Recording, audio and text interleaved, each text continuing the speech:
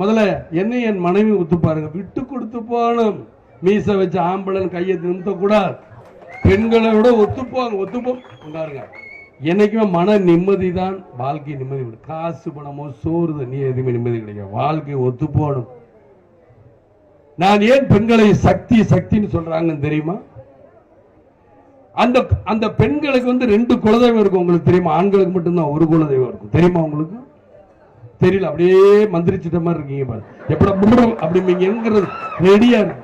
மஞ்சள் தண்ணி தெளிச்ச மாதிரி அப்படியே காத்துக்கிட்டு இருக்கு. என்ன தெரியல?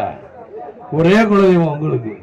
அவங்களுக்கு பிறந்த வீட்டுல ஒரு குலதெய்வம், புகுந்த வீட்டுல வந்தோடனே வீட்டுக்காரருக்கு எந்த குலதெய்வம் அது ஒரு குலதெய்வம். ஆகையினாலதான் பெண்களுக்கு மொத்தம் 2 குலதெய்வம் இருக்கு.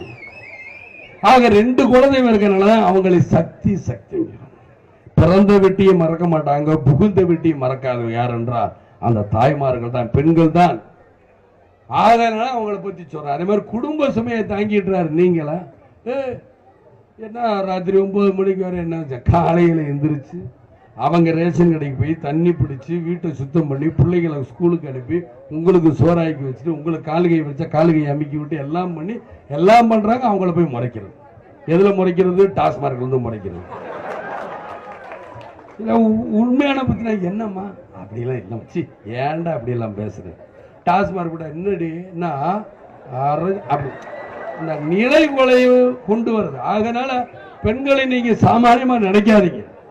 நான் எல்லாரையுமே பார்த்துருக்கேன். நான் உங்கள ஒருத்தன் தான். நானும் கருப்பு நீங்களும் கருப்பு. இதுக்கு மேல என்ன வேணும்?